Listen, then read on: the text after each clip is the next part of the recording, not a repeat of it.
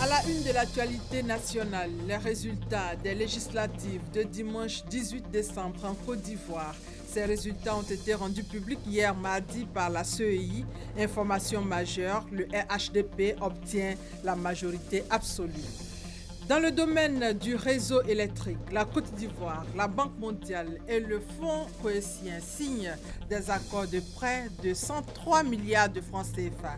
L'objectif est d'assurer une meilleure couverture énergétique du pays.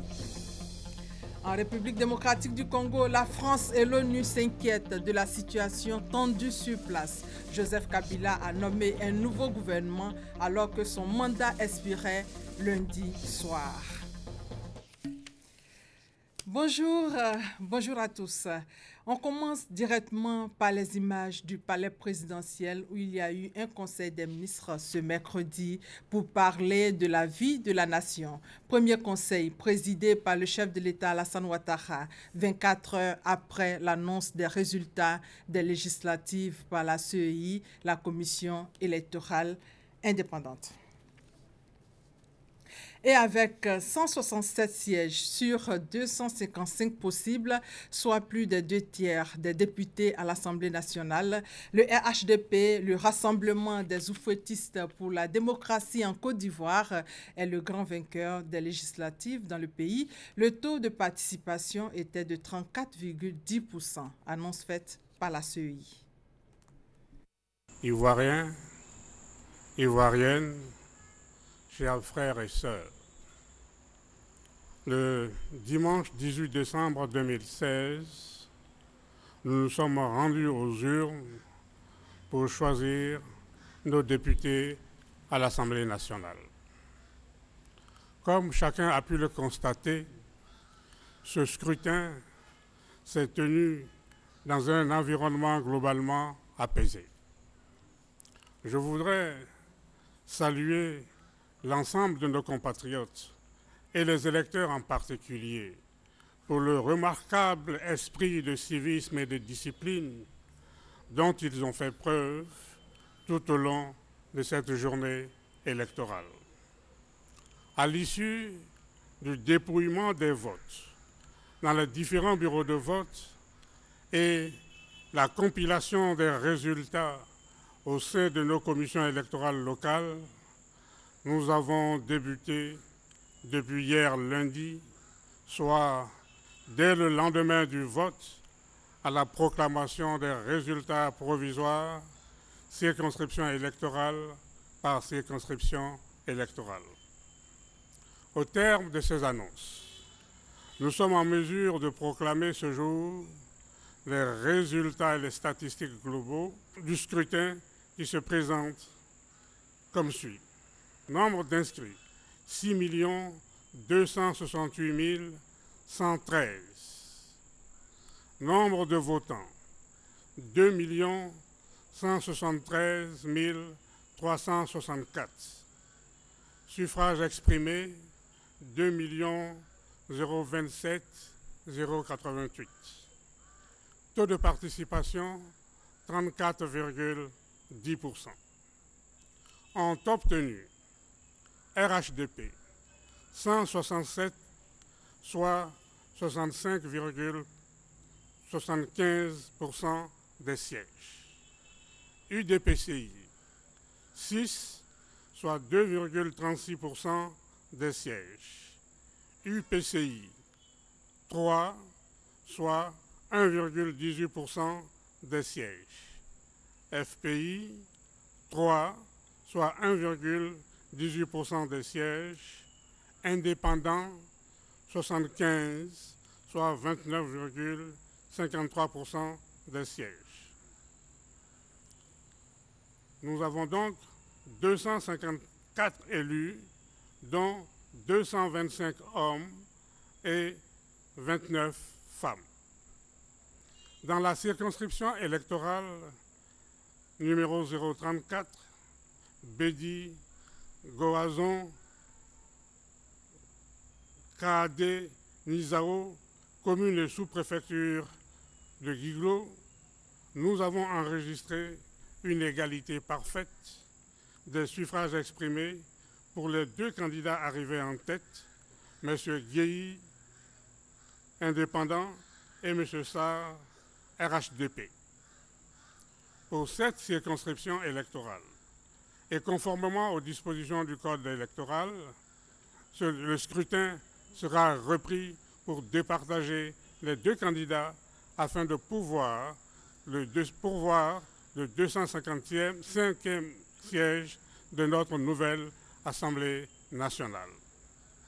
Je voudrais adresser mes vives félicitations à tous nos honorables députés déjà désignés pour leur élection, qui témoignent de la grande confiance qui vient de leur être manifestée par la nation. Toutes mes félicitations également aux candidats malheureux pour leur participation à cette compétition et surtout pour leur fair-play électoral et leur sens élevé du respect des règles de la démocratie. Chers frères et sœurs, avec la tenue de ce scrutin, notre pays vient de se doter du premier Parlement de la Troisième République. La Commission électorale indépendante se réjouit de cette avancée significative dans la consolidation de cette Troisième République qui augure de lendemains stables et heureux pour notre pays. La Commission électorale renouvelle ses remerciements à l'ensemble de nos compatriotes pour leur sens de responsabilité, aux observateurs nationaux et internationaux pour leur présence à ses côtés, les forces de sécurité et la presse pour leur totale collaboration. Vive la Côte d'Ivoire, je vous remercie. Voilà, c'était l'annonce des résultats des législatives du dimanche 18 décembre dernier par Youssouf Bakayoko, président de la CEI. La première législature de la Troisième République sera composée comme suite, en détail et en images: RHDP 167 sièges, Indépendants 75 sièges, UDPCI 6 sièges, UPCI 3 sièges, FPI 3 sièges. Rappelons que les résultats définitifs seront proclamés par le Conseil constitutionnel.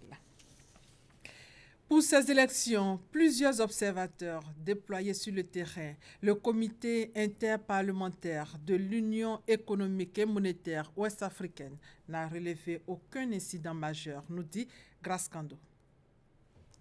14 députés de différents pays du comité interparlementaire de l'Union économique et monétaire ouest-africaine, CIP-UEMOA, étaient en mission d'observation en Côte d'Ivoire dans le cadre des élections législatives. Ces émissaires du CIP-UEMOA ont été déployés dans plusieurs villes du pays, notamment Yamoussoukro, Bouaké, Gagnoa et Daloa. Face à la presse ce mardi, le CIP-UEMOA a fait le point de sa mission. Nous avons constaté une bonne préparation et une bonne organisation du scrutin. Les tablettes de contrôle biométrique ont été fonctionnelles dans une large proportion, à part quelques cas isolés. Dans les bureaux de vote couverts, aucun représentant de candidat n'a contesté les résultats. L'ambiance a été globalement calme un peu partout. Le CIP-UEMOA a aussi relevé le faible taux de participation des localités visitées. Un rapport détaillé avec des recommandations sera transmis au gouvernement ivoirien. Et comme les observateurs du comité interparlementaire de l'Union économique et monétaire ouest-africaine, la CEDEAO, a trouvé que le scrutin s'est déroulé sans heurts. Nous les écoutons. La mission de la coordination du collectif des ONG africaines ESPAD-CEDEAO consiste à accompagner le peuple ivoirien dans le cadre de sa mission d'observation en vue d'un aboutissement heureux du processus électoral, à noter ce qui suit. Sur le plan technique et logistique, en général, toutes les dispositions nécessaires ont été prises par la CEI pour le bon déroulement du scrutin dans tous les bureaux de vote visités. Sur le plan technique, la sécurisation du scrutin sur toute l'étendue du territoire a été assurée de manière satisfaisante par les autorités à la matière. La clôture des bureaux de vote s'est effectuée régulièrement en fonction des heures d'ouverture des bureaux de vote.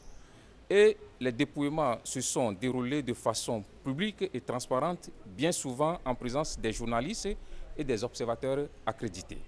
Le scrutin s'est déroulé dans un climat apaisé. Aucun incident majeur n'a été déploré sur l'ensemble des bureaux de vote visités par nos observateurs. Voilà, et après la CEDEAO, les observateurs de l'OIF, l'Organisation internationale de la francophonie, eux, étaient chez le ministre des Affaires étrangères pour lui faire le point du déroulement des législatives. On fait le point aussi avec Herman Guivet. Mandaté par l'Organisation internationale de la francophonie pour une prise de contact d'informations sur les élections législatives qui se sont déroulées en Côte d'Ivoire, cette délégation de l'OIF a été reçue par le ministre des Affaires étrangères Marcela Montano. Une délégation venue livrer les conclusions de ces observations. Nous avons fait part au ministre de nos constats, mais aussi de nos différentes rencontres. Et nous sommes satisfaits sur un certain nombre de points qui nous ont paru des points essentiels, comme la bonne tenue de l'organisation, mais aussi la sécurisation ou la sécurité telle qu'elle s'est développée au cours justement de ces législatives. Nous avons remarqué aussi que la Côte d'Ivoire a des capacités extraordinaires de résilience, malgré la crise que ce pays a vécue. On a su organiser la présidentielle dans des conditions acceptables, organiser le référendum et aujourd'hui les législatives. Et à chaque organisation, on voit une nette amélioration. Tout cela nous paraît essentiel et la Côte d'Ivoire est sur une excellente voie. Cette délégation d'observateurs de l'Organisation internationale de la francophonie se réjouit des efforts engagés par la Côte d'Ivoire pour booster son développement, efforts sans cesse renouvelés pour conduire le pays à l'émergence à l'horizon 2020. Et pour terminer avec ce chapitre, il faut retenir que les résultats des législatives du 18 décembre 2016 sont connus depuis hier. RHDP, 176 sièges, Indépendants, 75 sièges, UDPCI, 6 sièges, UPCI, 3 sièges, FPI, 3 sièges, taux de participation, 34,10%. Le gouvernement ivoirien a signé à Abidjan 2 accords de prêt, l'un de 90 milliards de francs CFA avec la Banque africaine de développement, la BAD, et l'autre de 13 milliards de francs CFA avec le Fonds cohésien. Il s'agit d'assurer une meilleure couverture énergétique du pays. Lassine Bakayoko et Hervé Blé. Chaude poignée de main entre le ministre chargé de l'économie et des finances, Adama Koné, le chef de la délégation de la Banque africaine de développement d'une part et celui du Fonds cohésien d'autre part. Couronnement des intenses négociations qui ont abouti à la signature de 2 importants accords destinés à améliorer la disponibilité du courant électrique en Côte d'Ivoire. Le nouvel objectif qui m'a été fixé, c'est d'aller à 4000 MW en 2020. Nous avons besoin de beaucoup de financement. Le premier accord de prêt, celui conclu avec la Banque africaine de développement, BAD, porte sur 90 milliards de francs CFA. Cette somme servira à financer le transport d'énergie par la construction des réseaux de distribution de l'électricité, notamment dans le district d'Abidjan et dans l'ouest du pays. Le soutien de la Banque à ce projet témoigne de son engagement à accompagner la Côte d'Ivoire dans la matérialisation de son programme national de développement PND 2016-2020. La disponibilité de l'électricité devrait permettre de lancer les projets miniers et agro-industriels dans les régions des montagnes et du Cavali. Quant au second accord, il a été signé avec le Fonds cohésien, montant 13 milliards de francs CFA. Ici, il s'agit de construire un poste de transformation d'énergie électrique à Alzopé, ainsi que des lignes en direction d'Agboville. Le projet dont le financement vient d'être acquis vise à soutenir le développement économique et social du département d'Azopé en augmentant la disponibilité de l'énergie électrique et en améliorant la qualité et la fiabilité de sa fourniture dans cette région. Les autorités ivoiriennes assurent qu'elles mettent en priorité l'électrification des villages. Le Trésor public réclame plus de transparence dans les paiements directs. Le paiement direct, c'est lorsque, dans le cadre de l'assistance apportée à l'État dans le financement des projets d'investissement, les bailleurs de fonds règlent souvent directement les montants dus aux entreprises prestataires. Il y a eu une journée pour sensibiliser les acteurs sur le sujet. Jean-Jacques Kwame Alla et Mahama Traoré. Le paiement direct. Entendez le fait pour un bailleur de fonds de payer directement une entreprise prestataire dans le cadre d'un projet cofinancé avec l'État ivoirien. Si la démarche répond à une question d'efficacité et de célérité pour les partenaires au développement, elle n'est toutefois pas conforme au mode opératoire du Trésor public ivoirien. Il y a des bailleurs de fonds qui, malheureusement, payent directement au profit de l'opérateur économique. Cela n'est pas retracé dans la comptabilité de l'État où c'est retracé tardivement. Alors que nous évoluons vers des normes internationales, il convient, n'est-ce pas, de revoir cette pratique afin de faire retracer toutes les opérations à travers notre balance générale de l'État. Pas de perte de devises pour l'État ivoirien, rassure le Trésor public. Cependant, il y a lieu d'uniformiser les procédures d'exécution des dépenses des projets cofinancés. Une nécessité qui a motivé une journée de réflexion sur la problématique des paiements directs. Journée qui a vu la participation de plusieurs responsables de projets cofinancés. En image, l'Union des grandes entreprises industrielles de Côte d'Ivoire a un nouveau président. Son nom, Jean-Louis Menudier. Il succède ainsi à Jean-Marie Aka, qui a accédé à la tête du patronat ivoirien en octobre passé. Jean-Louis Menudier s'est engagé à contribuer au rayonnement de la Côte d'Ivoire. Dans le milieu de la cacaoculture, l'école occupe aujourd'hui une place très importante pour lutter contre le travail des enfants dans les plantations. C'est le cas de la zone de production de Soubré et de Méagui. Grâce à l'effort conjugué de tous les acteurs de la filière café-cacao, l'école poursuit tout doucement sa marche vers un établissement durable. Reportage Eugène Atoubé. Bientôt la reprise des cours de l'après-midi. Les enfants dans ce village à l'ouest de la Côte d'Ivoire s'empressent de regagner leurs classes respectives. Des garçons et des filles heureux comme jamais d'être à l'école autant que leurs parents. Ces derniers pour avoir réussi le pari de retirer leurs enfants des plantations de cacao pour leur donner l'instruction. Dans le préscolaire, nous avons plus d'une trentaine d'enfants et dans le primaire, nous avons à Donkonankro une cinquantaine d'enfants. Nous sommes dans de bonnes conditions pour pouvoir retirer les enfants des champs. On a favorisé l'association de femmes qui fabriquent l'igname, le manioc, les vivriers pour pouvoir aider les hommes à mettre les enfants à l'école. Aujourd'hui, dans les zones de production cacaoyère, la lutte contre le travail des enfants donne des résultats excellents grâce au travail sur le terrain des sociétés et entreprises coopératives. Au cœur de leur stratégie, l'action des femmes. Illustration ici dans le village de Sokora, à une quinzaine de kilomètres de Méagui. Ces femmes jouent un rôle primordial dans la motivation des enfants qui fréquentent l'école du village. Ce sont elles qui alimentent en vivres et soutiennent la cantine de l'école. On fait des cultures, on fait le manioc, le riz, le maïs, piment, aubergine. Et c'est ces travaux qu'on envoie à l'école, à la cantine, aux enfants, à notre enfant. Et c'est ça, ils mangent à midi. Les enfants sont contents à l'école. S'ils viennent, ils sont très contents à l'école. Cette année même, nous avons fait 100% à l'examen.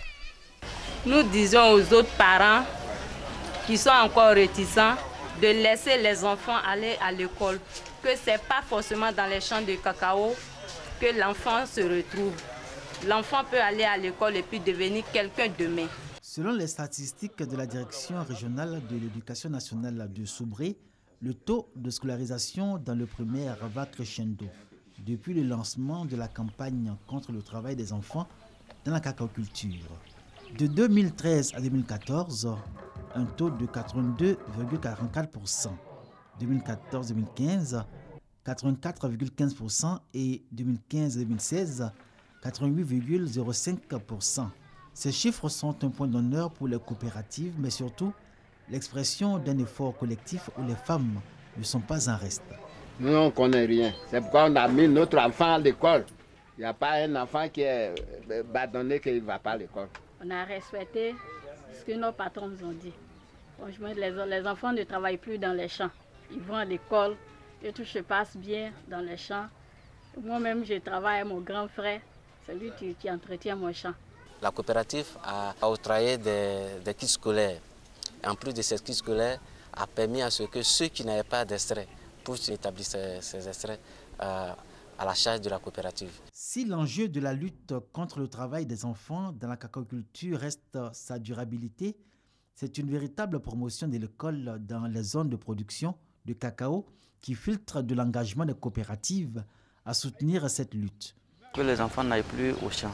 Nous sensibilisons les parents du Conseil Café Cacao. Nous donnons des kits scolaires pour remettre aux parents de ne plus faire partir les enfants en brousse, de ne plus faire des travaux forcés. Le Conseil Café Cacao appuie les coopératives, surtout dans les logements de maires des centres de santé, et puis les constructions d'écoles. Aujourd'hui, 98% des enfants vont à l'école. Les responsables de ces structures ont dû multiplier les rencontres d'information et de sensibilisation, en inscrivant même l'école au rang de priorité dans les différents projets d'investissement. Dans notre projet, nous avons prévu construire 3 écoles avec une cantine dans nos différentes sections. Quand on voit que le producteur, sur le plan financier, il ne répond pas, on essaie quand même de lui trouver un petit moyen pour lui permettre de scolariser son enfant, et pendant sa récolte principale, il essaie de nous rembourser ça à la caisse. Dans chaque section, soit on réhabilite les salles de classe en état de dégradation, ou bien là où il n'y en a pas, nous faisons des constructions. Cette année, nous sommes autour de 30 millions que nous avons engagés. Les coopératives de la filière café-cacao ne lésinent plus sur les moyens pour ce qui est des actions en faveur du retrait des enfants des plantations de cacao pour les envoyer à l'école. De ce point de vue, l'enjeu de cet engagement n'est plus seulement la durabilité de la cacaoculture. Il s'agit aussi et surtout de l'illustration du combat des producteurs et des acteurs de cette filière pour l'établissement durable de l'école dans les zones de production cacaoyère. Quelle retombée de la campagne statistique de l'année scolaire 2015-2016 pour le Gbeke, autorités administratives et acteurs du système éducatif de la région ont planché sur la question lors d'un atelier de restitution organisé à Boaké. Reportage Maria Kobi, commentaire Kwadio Kwame. Campagne statistique, une initiative dévolue à la sous-direction des statistiques et de la performance de la direction des stratégies, de la planification et des statistiques DSPS, en collaboration avec les directions régionales et les inspections de l'enseignement préscolaire et primaire, en vue d'associer plus étroitement les collectivités territoriales décentralisées au pilotage de proximité du système éducatif ivoirien. Un atelier de restitution vient d'être organisé à Boaké. Pour l'édition 2015-2016, des innovations ont été apportées, à savoir l'utilisation de la plateforme pour la saisie des données, le livret de statistiques de poche nationale et le rapport d'analyse statistique. L'objectif de l'atelier qui a réuni agents de la DSPS, coordonnateurs régionaux des statistiques, élus locaux responsables de l'éducation et de la communauté éducative. Et de plus en plus, on parle de scolarisation obligatoire.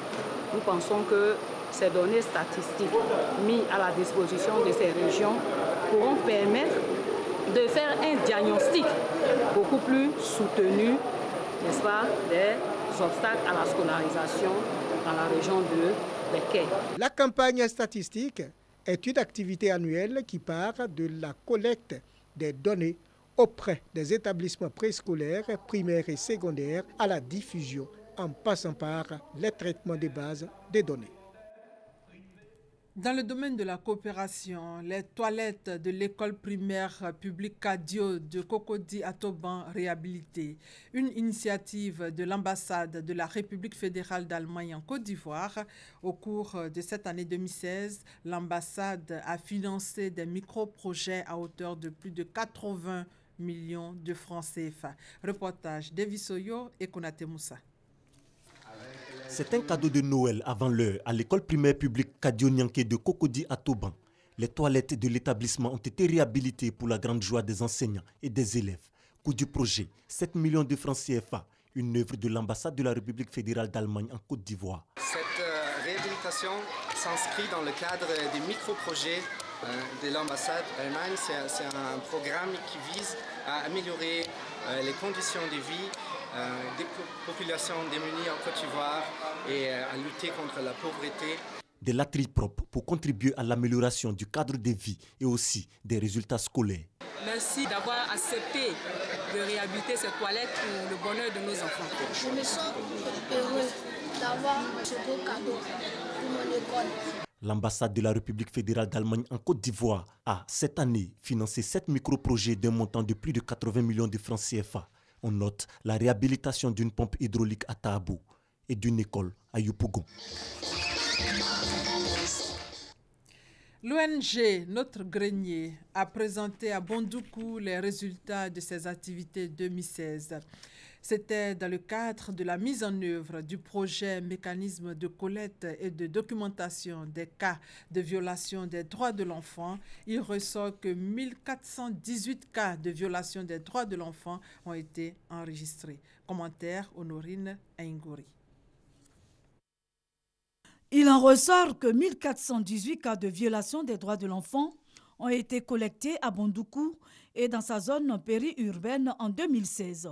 Ils ont trait, entre autres, à la non-déclaration à l'état civil, à la négligence, à la non-scolarisation, au châtiment corporel et au mariage précoce. Les filles représentent la frange de la population la plus touchée avec 732 cas de violation, tandis que la non-déclaration à l'état civil constitue la violation la plus récurrente à Bondoukou et dans sa zone périurbaine.